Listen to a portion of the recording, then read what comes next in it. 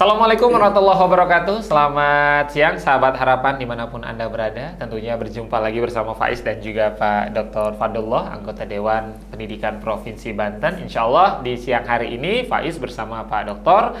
di program Bincang Pendidikan akan membahas sebuah tema yaitu Full Day School. Nah, untuk teman-teman generasi milenial mungkin sudah tidak asing lagi ya Pak Dr. dengan istilah Full Day School. Karena termasuk Faiz sempat juga mengalami yang namanya full day school, Pak Dokter ya. Jadi itu luar biasa padat. Itu waktu SD atau sanawiyah?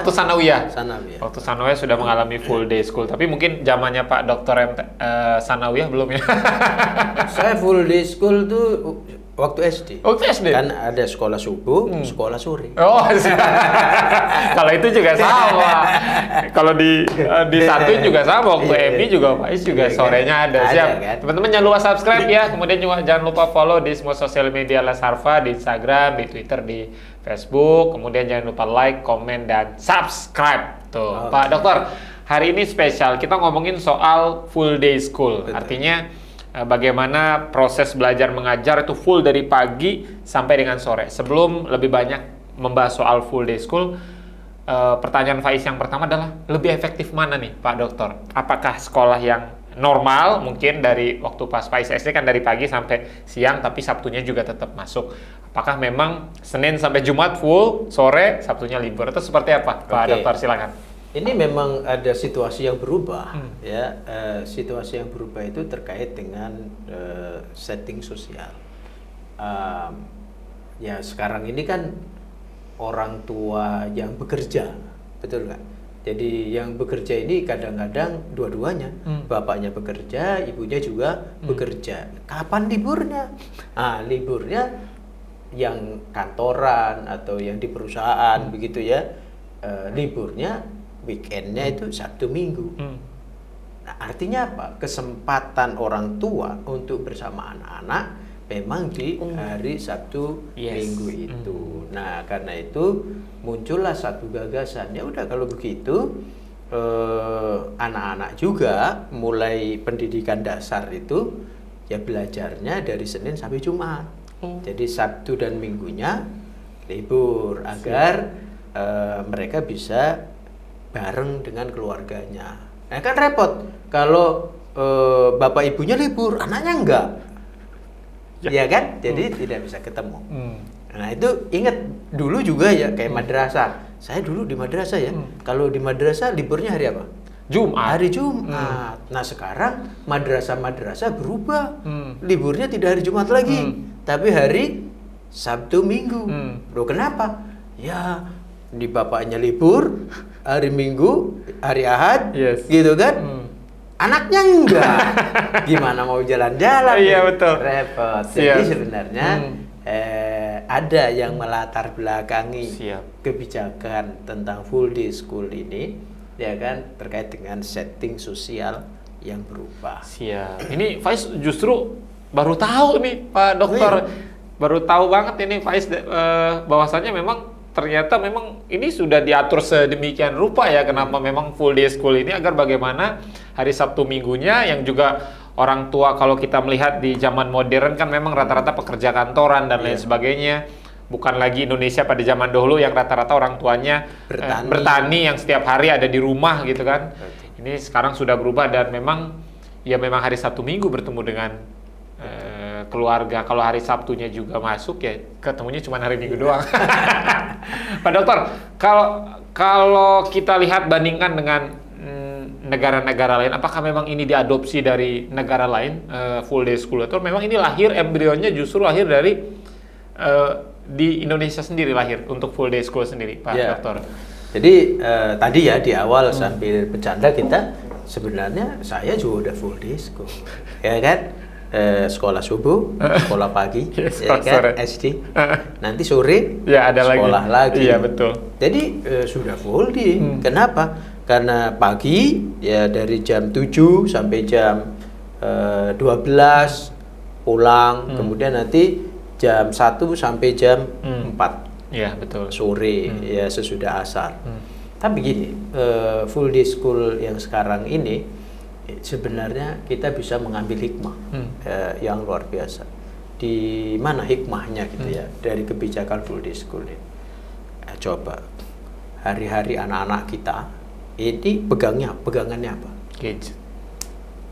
Sekarang ada nggak orang tua yang bisa secara efektif melarang anaknya pakai HP itu? Nggak bisa lingkungan, Ustaz. Nggak bisa. Nah, dengan full day school, ya kan, orang tua nggak perlu rewel-rewel lagi, karena HP-nya di rumah, anaknya di sekolah. Jadi ini bisa terhindar dari penggunaan HP yang berlebihan. Betul.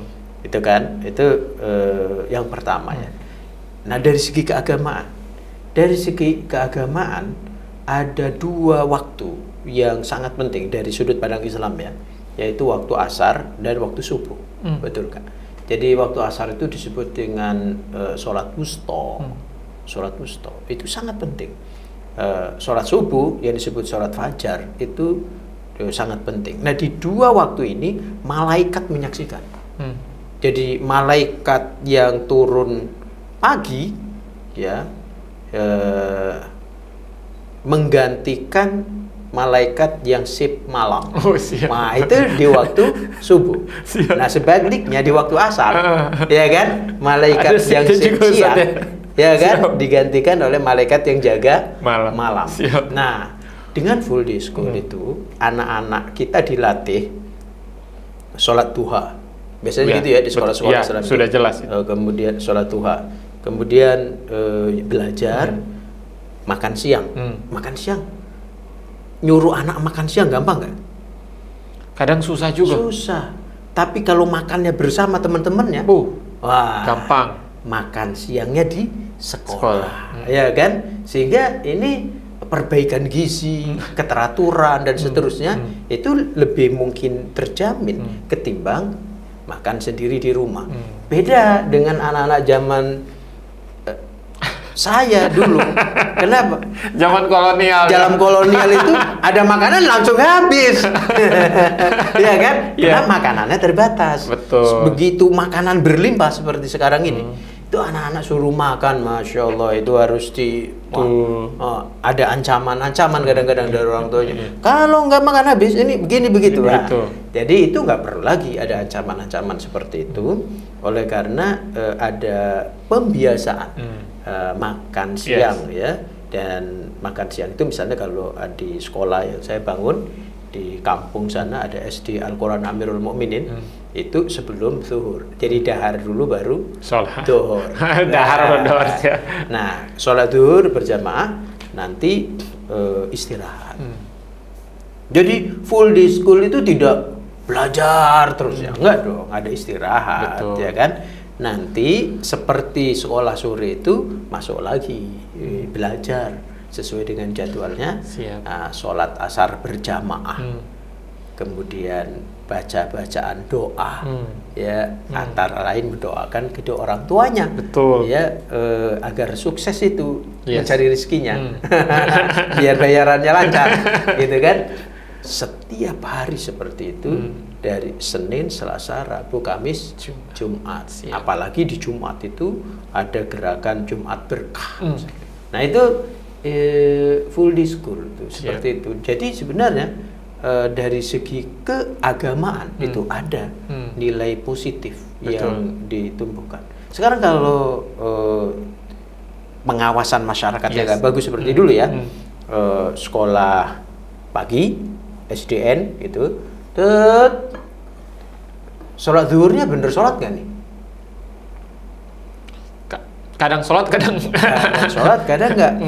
Tapi kalau dulu sholat, karena pengawasan masyarakat luas, itu. Jadi pengawasan pendidikan tidak hanya dilakukan oleh guru-guru di sekolah zaman dulu loh ya, tapi juga dilakukan oleh masyarakat.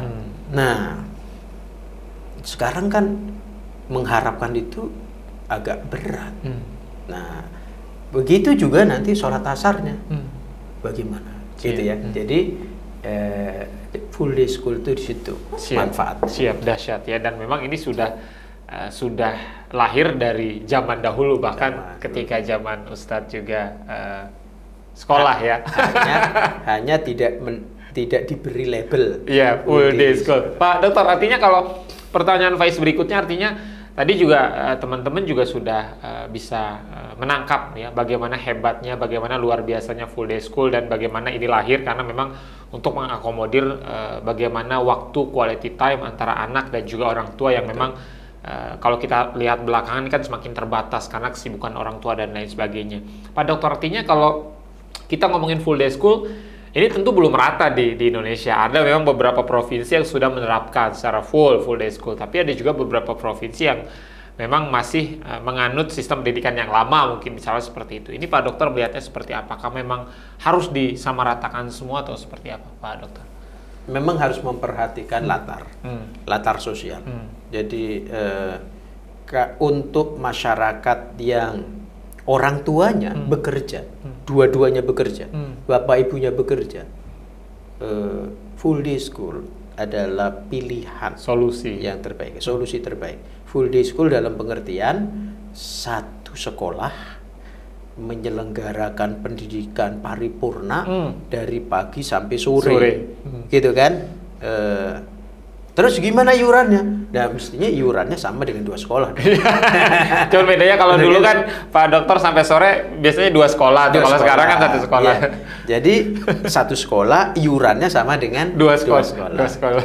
Itu pilihan. Nah, tapi kalau masyarakat ini ya pengawasan sosialnya masih bagus. Kemudian kedua orang tuanya masih masyarakat agraris. Betul.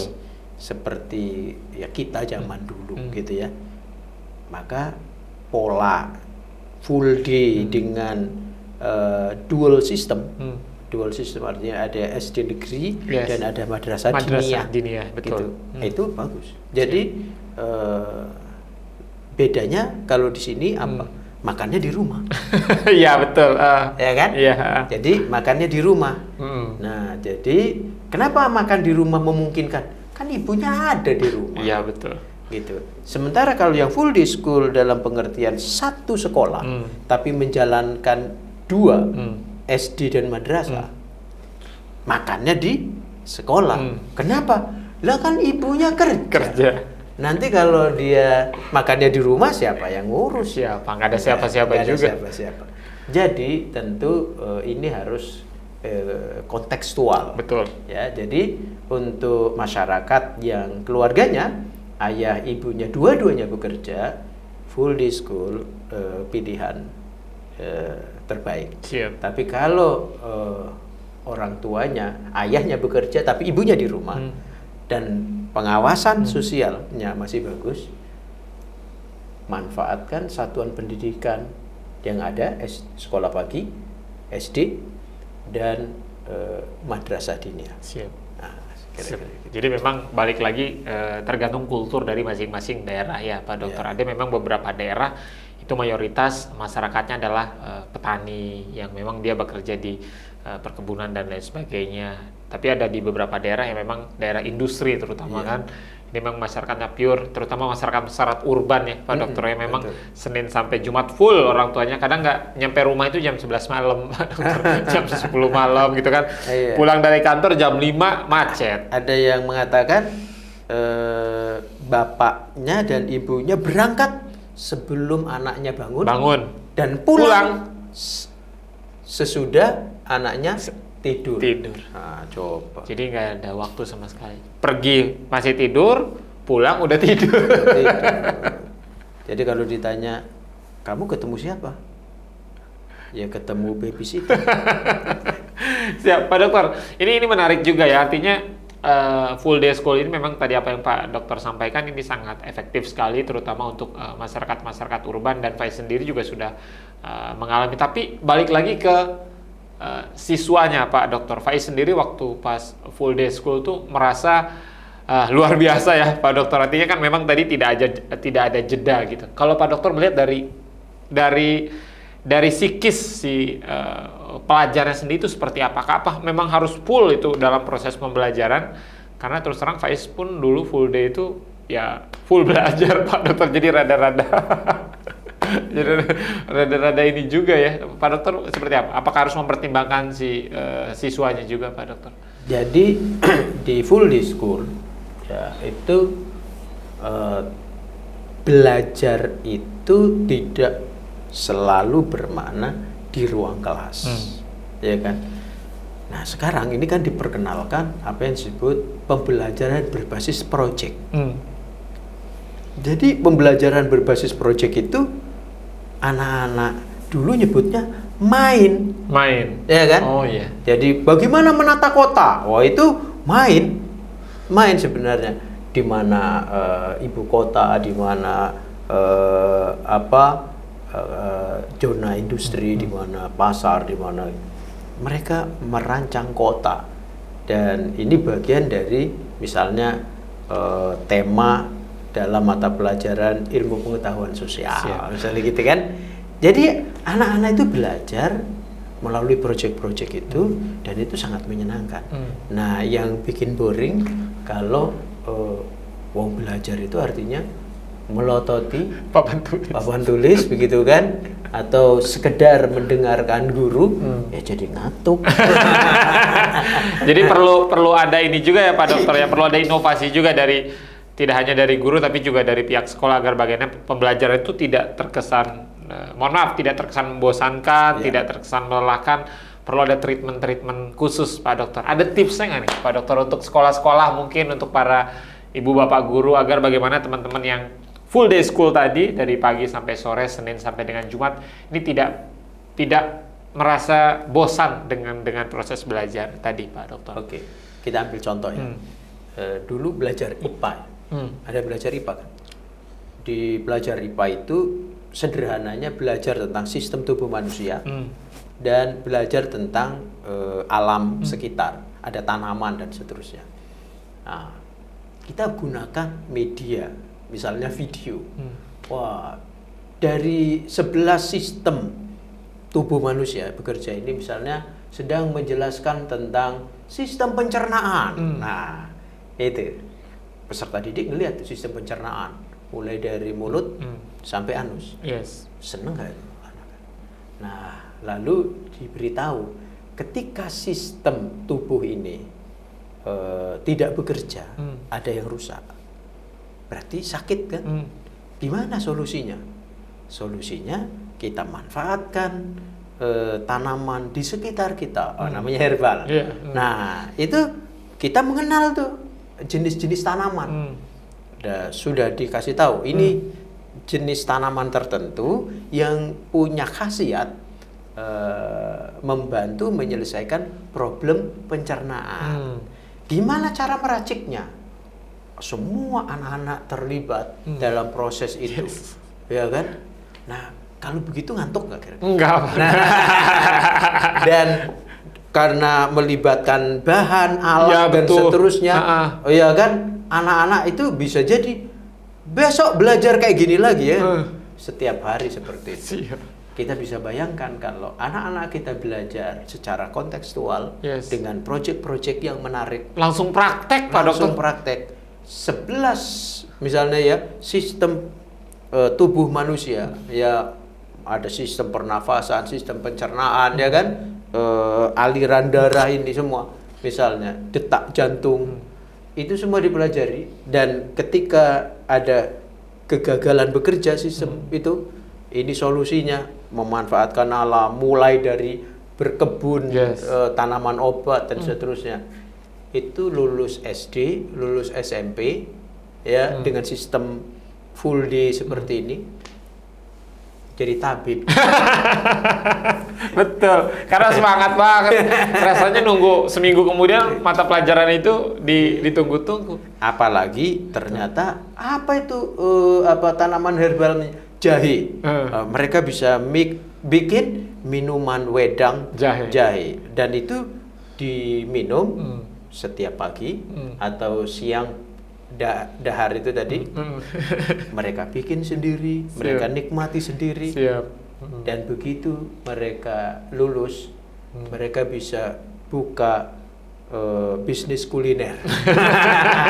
Jadi Kenapa? Karena ke depan Hmm. pendidikan kita itu kan bukan hanya menghasilkan pekerja, Yes. tapi menghasilkan seorang wirausaha. Siap. Ya kan begitu. Hmm. Wirausaha dengan memanfaatkan sumber-sumber daya yang ada di sekitar. Siap. Jadi luar biasa ya teman-teman. Jadi bagaimana kalau murid kan bagaimana apa yang disampaikan oleh guru. Gurunya. Kalau gurunya nyampein A, biasanya murid mengikut gitu ya. Iya. Jadi di sini posisinya titik beratnya adalah bagaimana tenaga pendidik, para guru-guru yang saya hormati agar bagaimana proses belajarnya itu lebih menyenangkan ya, Pak Dokter ya. Dalam menyenangkan tanda petik di sini tidak melulu soal lelucon dan lain sebagainya, tapi bagaimana langsung pada praktek ini jauh lebih Ada yang bilang learning by doing.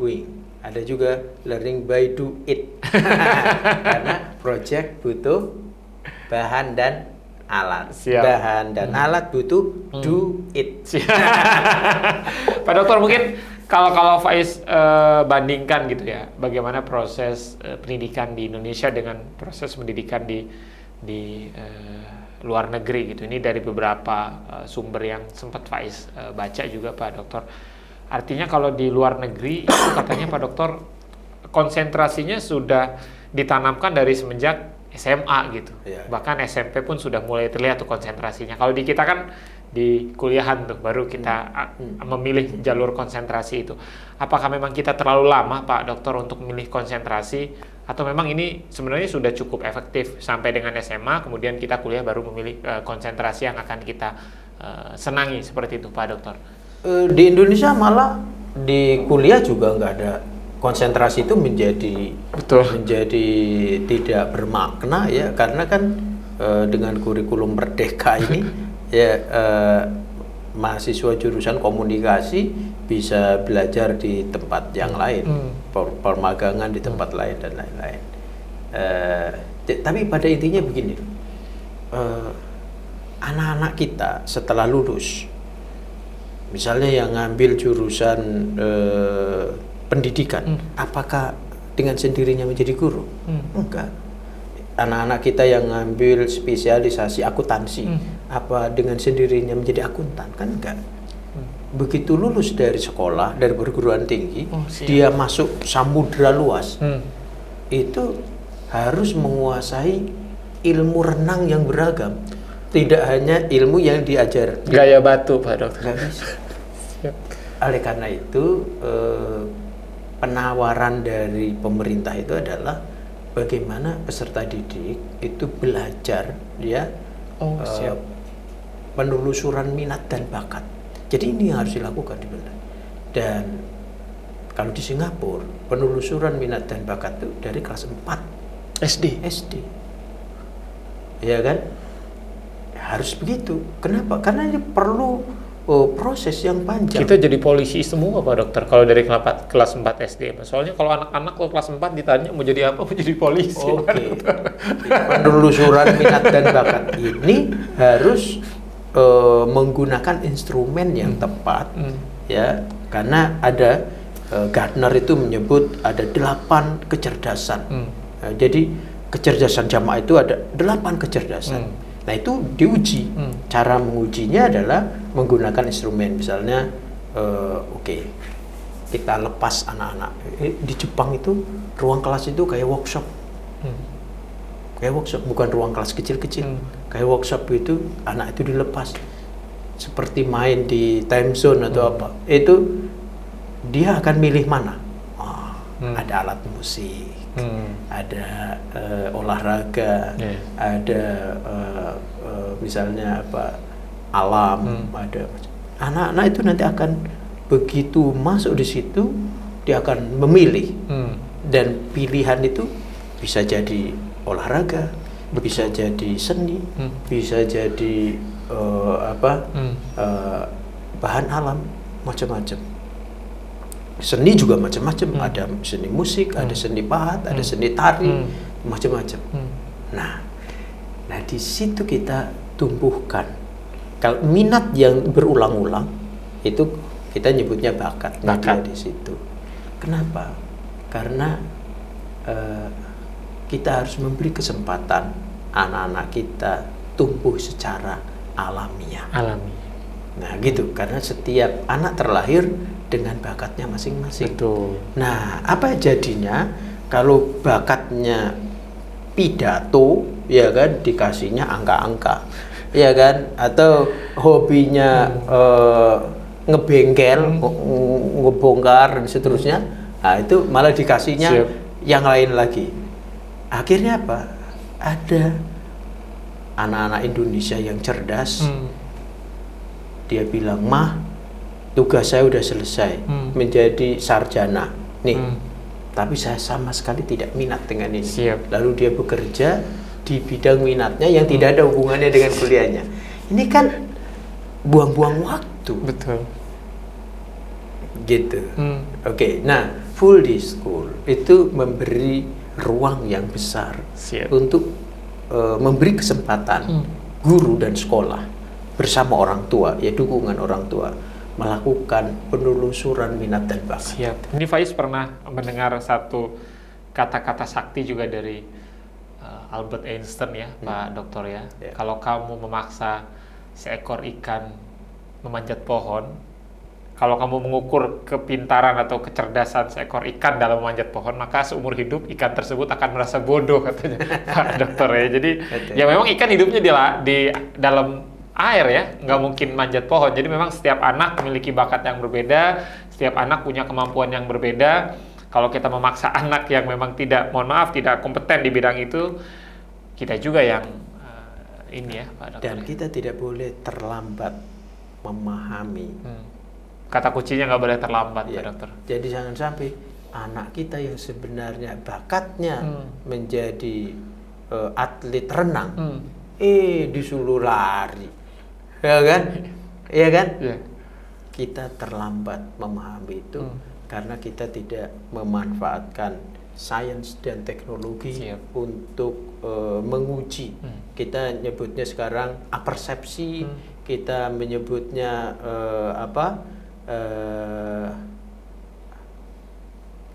assessment diagnostik, gitu kan.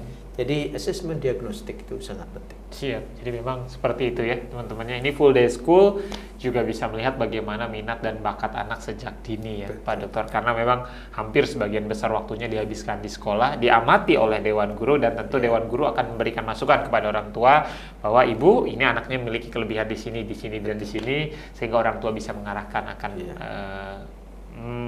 apa istilahnya, akan mengarahkan anak ini ke depannya menjadi apa, seperti itu. Pak Dokter, terima kasih banyak sudah hadir di podcast Lasarva dalam program Bincang Pendidikan. Mungkin terakhir Pak Dokter, apa yang ingin Pak Dokter sampaikan untuk para orang tua nih, Pak Dokter?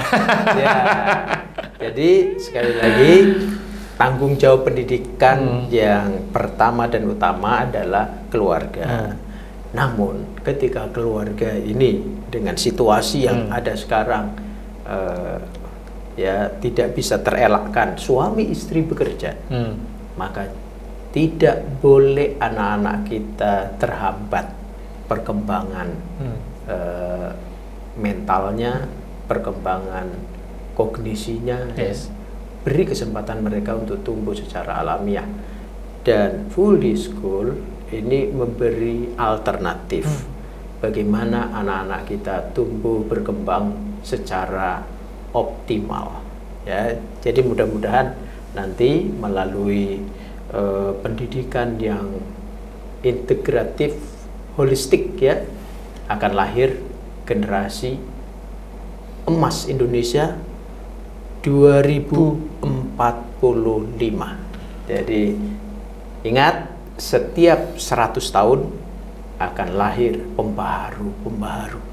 Dan kalau hari ini anak-anak kita ada masuk sekolah dasar, berarti 2045 anak kita udah 30 tahun. Nah, Siap. dan mereka seperti Bung Karno usianya sekitar itu. Siap. Ya, jadi yang muda memimpin bangsa dan negara. Siap. Karena Faiz punya keyakinan, Pak Dokter, sejarah kemasan itu pasti akan berulang. Ya. Pasti akan berulang, pertanyaannya cepat atau lambat, itu aja Ya. teman-teman. Jadi Pak Dokter juga tadi sudah meyakinkan bahwa kita juga akan kembali ke masa kejayaan kita. Insya Allah. Siap, terima kasih Pak Dokter Indonesia Jaya. Jaya. Siap, Pak Sawit, Pak Dokter pamit. Assalamualaikum warahmatullahi wabarakatuh.